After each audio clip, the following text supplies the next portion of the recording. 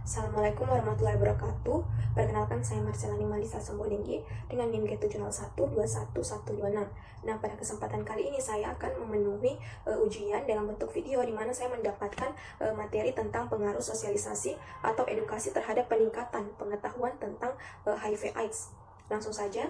Yang pertama itu, menurut Indra dan Handayani 2021, Human Immunodeficiency Virus atau HIV merupakan kelompok retrovirus yang mempunyai kemampuan dalam menduplikasi, mencetak, dan memasukkan materi genetik sehingga menyebabkan acquired immunodeficiency syndrome atau AIDS, yaitu sebuah penyakit yang dapat memperlemah sistem kekebalan tubuh seseorang dan merupakan penyakit infeksi ikutan atau oportunistik, di mana sampai saat ini belum ditemukan cara untuk menyembuhkan penyakit AIDS ini.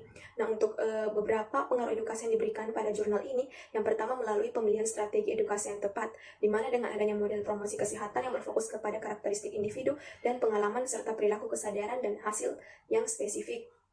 Lalu yang kedua, melalui media permainan seperti monopoli, ular tangga, dan short joining, di mana permainan ini dapat mengasah otak serta bekerja sama dalam tim untuk memecahkan sebuah masalah secara bersama-sama pada setiap tahapan di dalam permainan tersebut, sehingga dapat memaksimalkan penggunaan keempat indera tubuh, sehingga remaja akan dapat lebih mudah dalam memahami terkait HIV/AIDS serta membuat mereka menjadi lebih interaktif. Selanjutnya, untuk jurnal yang kedua, yaitu penyakit infeksi HIV/AIDS ini merupakan masalah terbesar di dunia dewasa, termasuk di Indonesia. Sehingga pada jurnal ini diberikan edukasi kepada remaja mengenai HIV/AIDS baik melalui penyuluhan, televisi, maupun media cetak. Nah, hasil dari tingkat pengetahuan tentang HIV/AIDS setelah diberikan penyuluhan itu mengalami kenaikan pada kategori baik.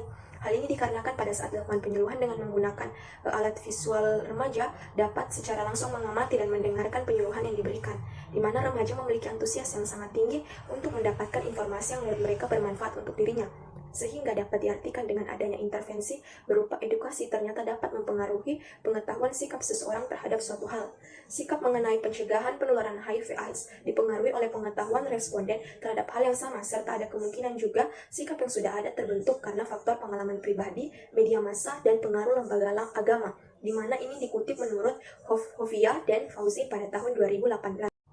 Lalu untuk selanjutnya, jurnal yang ketiga, menurut Kamila dan Ismail pada tahun 2020, beberapa pengaruh edukasi yang diberikan pada jurnal ini yaitu yang pertama penyuluhan, di mana pembicara memaparkan mengenai kesehatan reproduksi remaja.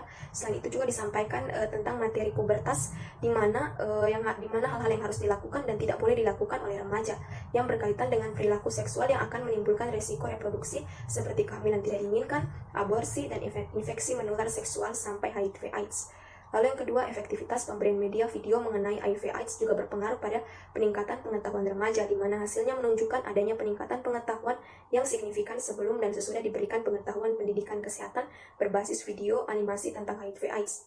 Hal ini biasanya disebabkan karena video animasi lebih menarik perhatian remaja, sehingga saat pemberian video semua remaja memperhatikan isi dan pesan yang disampaikan dalam video tersebut. Sehingga dari edukasi di atas diperoleh skor yang signifikan setelah melakukan pre dan post test, di mana terjadi peningkatan pada tingkat pengetahuan baik dari 0% menjadi 39%.